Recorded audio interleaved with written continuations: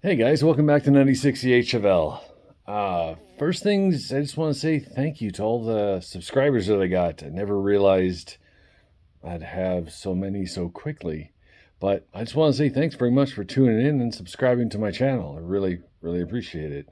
Hopefully, some of you guys can learn from my junk and my mistakes and my successes. But anyways, I wanted to show you guys what I got in the mail there today. Well, actually, it was yesterday, and last night I went and did some testing on some of the new parts I got. So I'm just going to walk over to where I got it here. So that clicking, if you guys want to know, it's this thing.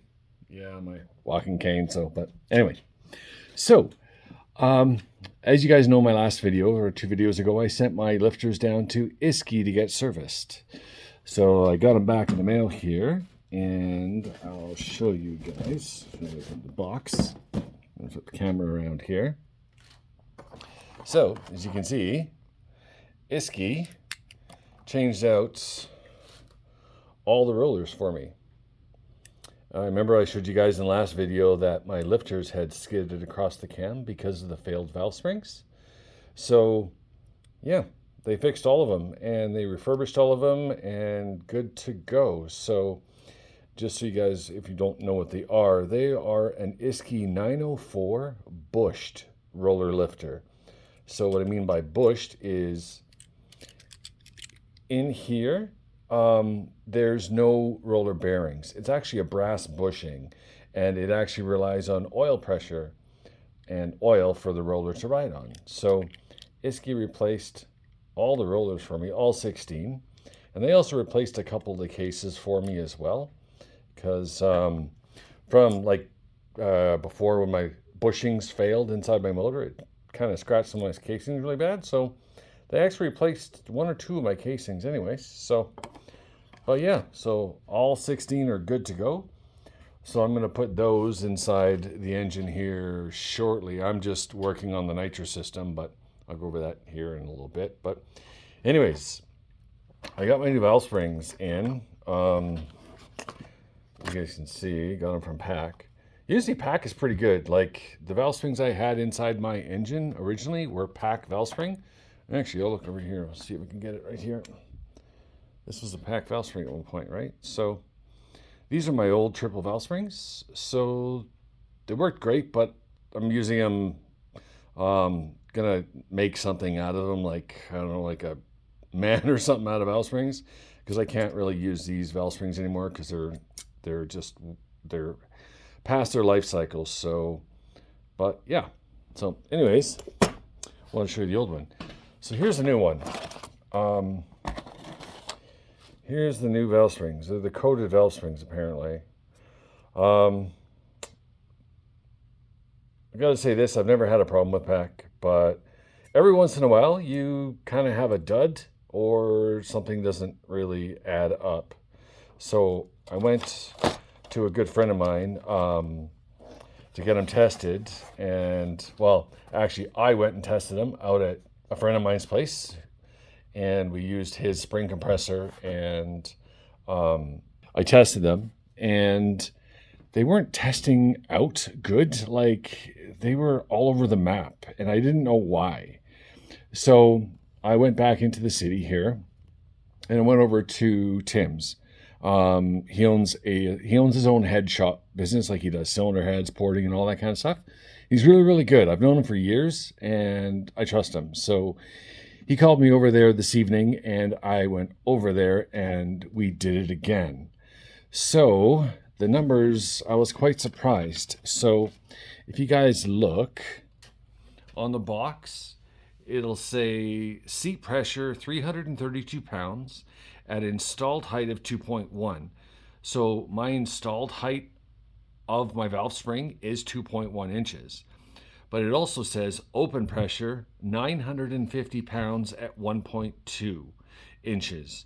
So 1.2 inches is equivalent to gross 900 gross valve lift, okay? So I went over to Tim's place tonight. We went over that, and something wasn't adding quite up. Like I was scratching my head. I was scratching my head last night because of it. So we went over this, and here's what we found. Okay, so if you guys, crap, I dropped my cane. Oh well. Just look, I labeled on the box here like number 1, 2, 3, 4, 5, 6, 7, 8, and so on.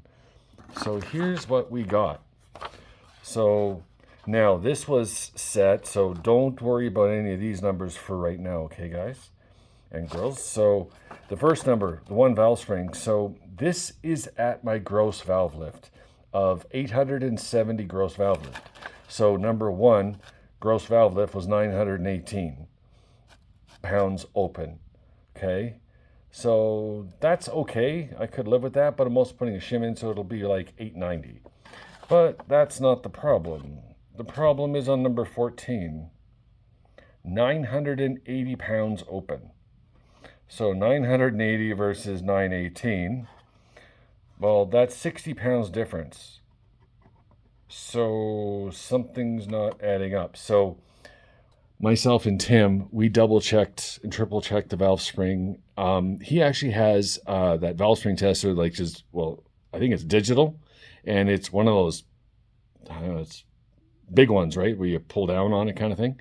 So he tests valve springs all the time. He does head work, like I said. So he thought that was really, really strange. So honestly, if the valve springs were like within 10 or 15, maybe 20 pounds of each other, I would have used this without a problem, and I would have put my shims in, like a thinner shim, to drop the spring pressure down a bit, because it's a street car, right? So, and I take it to the track probably 2 or 3 times this year. So, but to have that much spring pressure and to be that much of a difference from 918, as you guys can see, to 980, and that's just crazy. So some people ask me, "Well, Scotty, you can always put shims underneath the valve springs, but with 980 pounds at 870 gross valve lift at 2,100 installed height, I would have to make the installed height like 2,250. And that's impossible because my valves are only so high in my cylinder head, so I can't possibly change the installed height. So I can't run around with 980 pounds on one valve. Like, they all vary from like 980, 956, 933, 950, 960, 928, 938, 931, 925, 922, 24, 37, 22, 980, 950, almost 960. So the variance there is too great. I'm sending these back, plain and simple, because these I cannot use at all, because it'll create too many problems for me. And it's a street car, and I'll break rocker arms. It'll be brutal. So if I can keep my spring pressure like 850 to 890, I won't break any parts. Like, it'll last forever. I can drive my car on the street, go cruising, and not have to worry about anything. So, but with it being that up there, like at 2,100, 980 open, yeah, no, I'm not doing that. It's just not. So tomorrow I'm sending them back to the shop I bought them from, and we're going to switch them out and get another rocks. So I don't know if I showed you, but it's a pack 1348-16. That's the part number. So I'm going to get a new set of box of valve springs, and hopefully they'll be here in a couple weeks. I'll find that out tomorrow. But anyways, thought I'd show you guys what else I've been working on. I dropped my cane. I can't really go grab it, so kind of hobbling here. Been working on my nitrous. So this is how I'm mounting my fuel regulators. So as you guys can see, this is not my fuel regulators, my nitrous fuel solenoids, right? So here's my nitrous fuel regulator right here, and nitrous solenoid is going to go right here. This bracket I'm going to make nice and pretty, obviously. This is just to put it in place for right now. And then it's going to be like so. So the nitrous or the fuel is going to come out of here. It's going to be a 3-inch hose, and it's going to go right to here. And everything's going to be underneath the manifold. If you look close, crap, I should have put this out of the way, but my nitrous solenoid itself, the nitrous solenoid side, is underneath the center of the manifold. So that's where I've run that. And if you look over here, you can see this a little bit better. Sorry about the glare, guys. I got the lights on in here so you guys can see. So that's where the nitrous solenoids are going to be sitting. And the nitrous line is going to be running underneath this stuff going forward, like that. And I showed you in the last video of where everything's sitting right here. So I wanted everything kind of like tucked out of the way. So that's how it's going to be. And yes, I got to polish my manifold again because it's kind of dirty, but yeah, so.